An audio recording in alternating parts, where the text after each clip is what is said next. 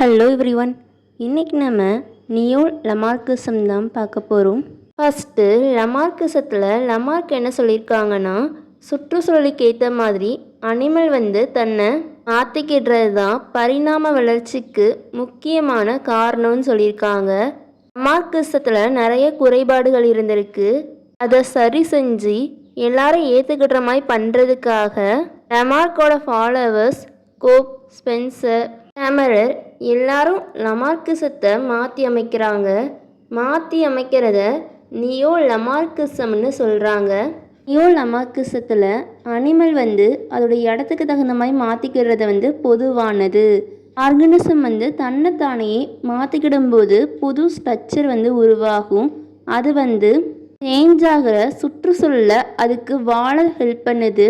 அதோட பாடியில் நடக்கிற மாற்றங்கள்னால ஸ்டொமேட்டிக் செல்ஸ் பாதிக்கப்படுது.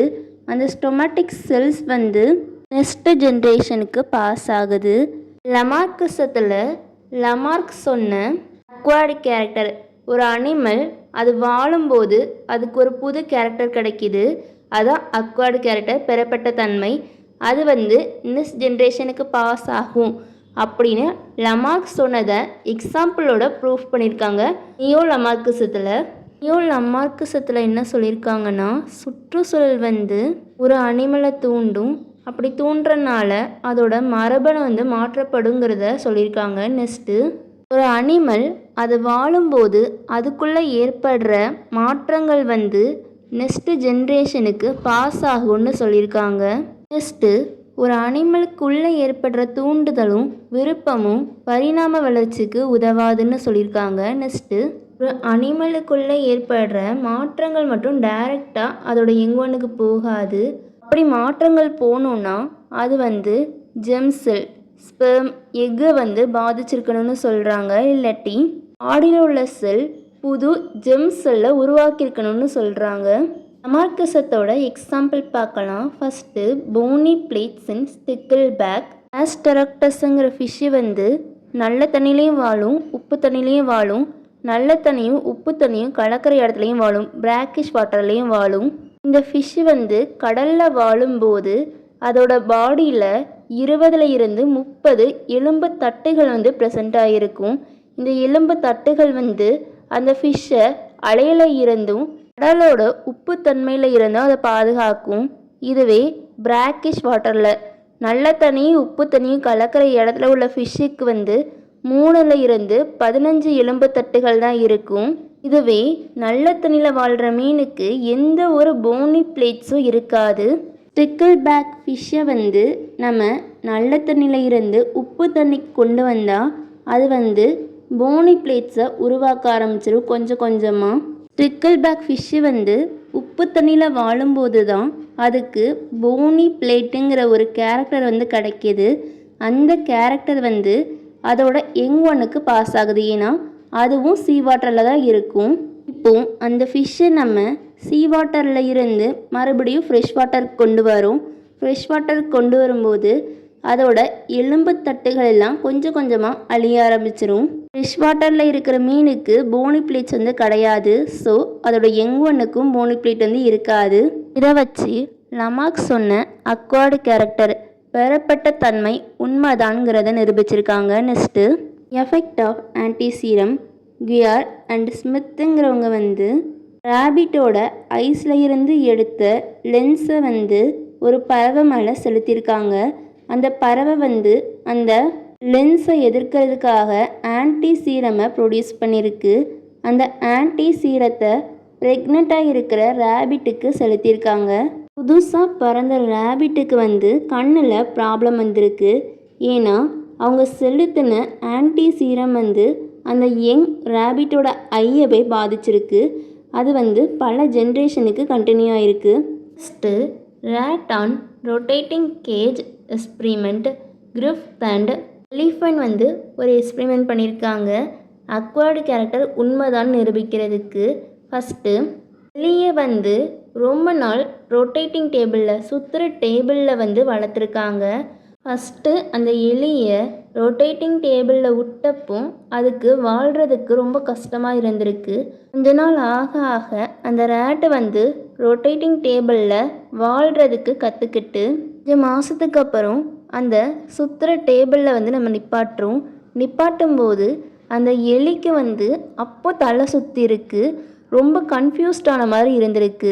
இந்த ரேட்டை வந்து ரீப்ரொடியூஸ் பண்ண வைக்கிறோம். அதோட யங் ஒன்னுக்கும் தலை சுற்றல் இருந்திருக்கு. அதோட அன்றாட வேலைகளை வந்து அதால் பார்க்க முடியலை. ஸோ அக்வயர்டு கேரக்டர், பெறப்பட்ட கேரக்டர் வந்து உண்மைதான்ங்கிறத நிரூபிக்காங்க. First inheritance of pigment and eye இந்த எக்ஸ்பிரிமெண்ட்டை வந்து கெமரர் பண்ணுறாங்க. இதில் வந்து ஒரு யூரோடல் ஆம்பிபியன் வால் இருக்கிற நிலத்துலையும் நீர்லையும் வாழக்கூடிய புரோட்டேஸுங்கிற அனிமல் வந்து குகையில் இருட்டில் வாழும். அந்த இருட்டில் வாழ்கிற அனிமலுக்கு வந்து லைட் இருக்காதுல்ல, அதனால் புரோட்டேஸ் வந்து கலர் இல்லாமல் இருந்திருக்கு. லைட் இல்லாதனால ஃபுல்லாக பிளாக்காக தானே இருக்கும். ஸோ பார்க்குறதுக்கு ஐ தேவை கிடையாது. ஸோ ஐ வந்து செயலற்ற தன்மையில் இருந்திருக்கு. அந்த புரோட்டேஸை வந்து வெளிச்சத்துக்கு கொண்டு வரும்போது அதோட ஸ்கின்னு வந்து நல்லா பிளாக் கலரில் மாறியிருக்கு. அதோட கண்களும் பார்க்க முடிகிற மாதிரி மாறியிருக்கு. இது வந்து கெமரர் கொண்டு வந்த அனிமலில் மாறியிருக்கு. அதோட யங் ஒன்னுக்கும் நல்லா ஃபங்க்ஷனல் ஐ கிடச்சிருக்கு.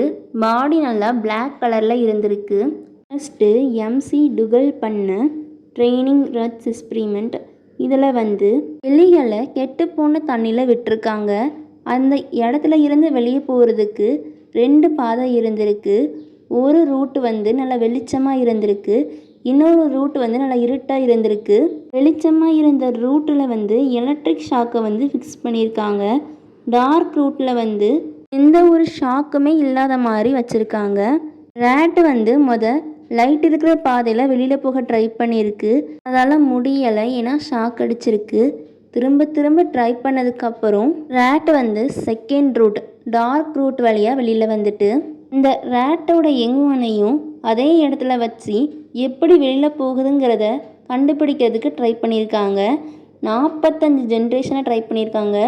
முதல் ஜென்ரேஷன் ரேட்டு வந்து 35 ஷாக்குக்கு அப்புறம் வெளியில் வந்திருக்கு. இதுவே 45வது ஜென்ரேஷன் ரேட்டு வந்து 3ல் இருந்து 5வது ஷாக்லேயே வெளியில் வந்துட்டு.